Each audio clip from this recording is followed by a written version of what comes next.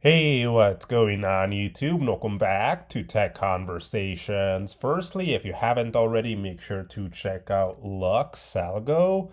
LuxAlgo is an AI platform that lets you build and deploy your own trading indicators, powered by some legendary tools and used by over 15,000 traders, including myself.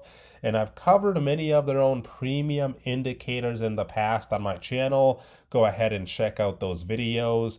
But right now, if you sign up to LuxAlgo by using my link in the description below, you can get up to 50% off their premium features. Keep in mind, you can also get 30 days risk-free, so why not try them out?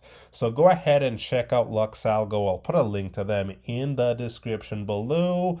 Also, make sure to check out the Discord, completely free to join. I'll put a link to it in the description below as well. We're at over 10,000 members in here, so thank you to everyone that's joined our Discord. Now let's get right into today's video. So today, I want to talk about buying call options. So let's use Pinterest, ticker symbol PINS, for today's demo. So firstly, what is a call option?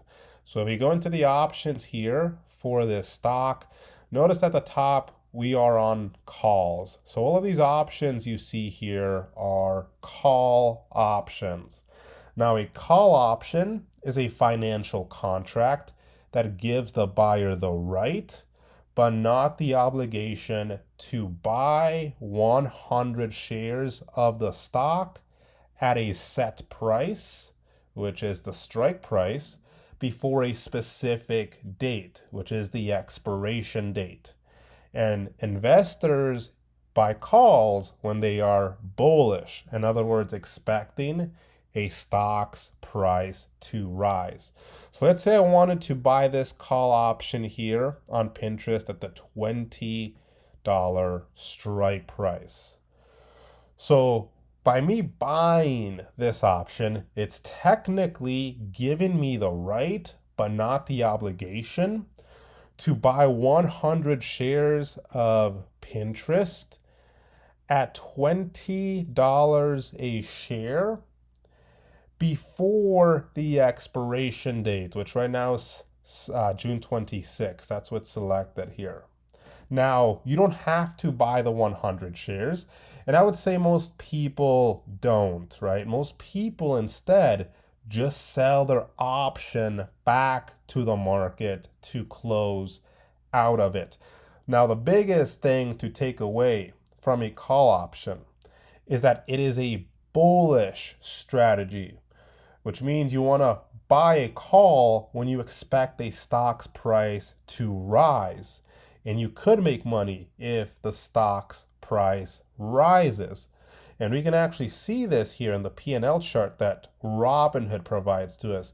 You can see if Pinterest goes up, 2.52%, that would be my break even.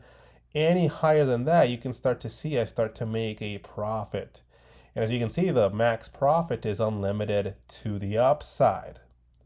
The problem, though, is that if the stock goes the other way, if it drops in price instead, you're going to lose money. So if instead Pinterest goes the other way, you can start to see I start to lose more and more and more. And eventually I hit my max loss of $78 here.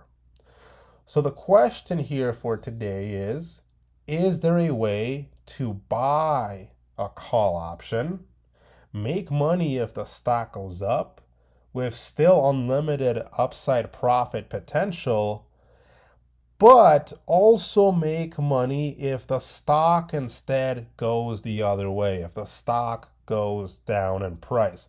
And the answer is yes. So let's take a look at how we would do this. So I'm actually going to head on over to OptionStrat here. And again, I'll put a link to OptionStrat in the description below. This is a very good tool to use to help you visualize and set up options trades before you actually implement the real thing with real money. And again, most of this that I'm showing you here today, you can use for free. So let me show you why this would be a very good time to use this tool. So what I'm going to do is I'm going to go up here under build, and I'm just going to go to a basic long call, which basically just means buying a call here. And so I'm going to go ahead and search up the stock that I'm interested in using this strategy on. Again, for today's demo, I just selected a random stock. I selected PINS, Pinterest. So I'm going to head on over to Pinterest. Next, we would select our expiration date. The original expiration date I showed you guys earlier was June 26th. So I'm going to leave it as June 26th. But again, you determine your expiration date based on your goals and what you think the stock will do and by when. Now, we're going to start here by still buying a call option here. So I'm going to select the exact same call that we were just looking at on Robinhood, which was the call option at the $20 strike. So you can already see one call here. Right now it's at the 20.50 strike. So I'm going to slide it down to the $20 strike.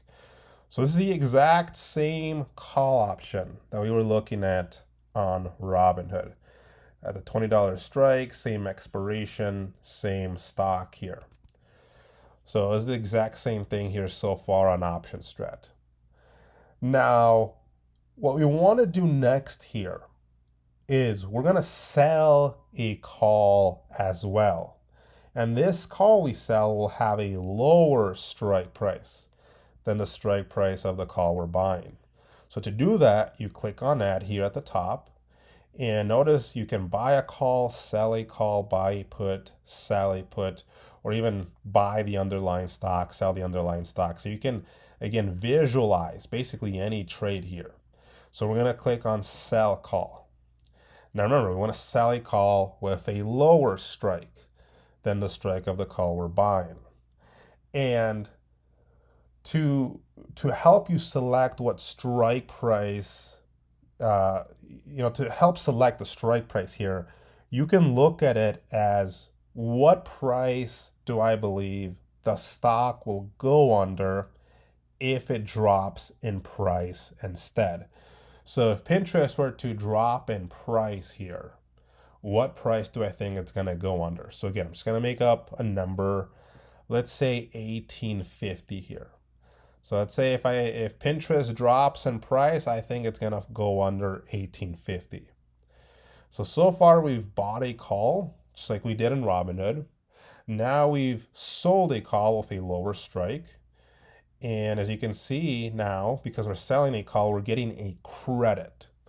And so for this one, we're getting a $204 credit. But since we're buying a call for $78, you can see so far our net credit is $126. So we're going to do one more thing here. We're going to buy one more call. And this is exactly where this tool becomes very helpful here. So we're going to buy one more call. This call will have a higher strike price than the strike price of the call that we're selling. It should have a different strike price than the strike price of the other call we are buying.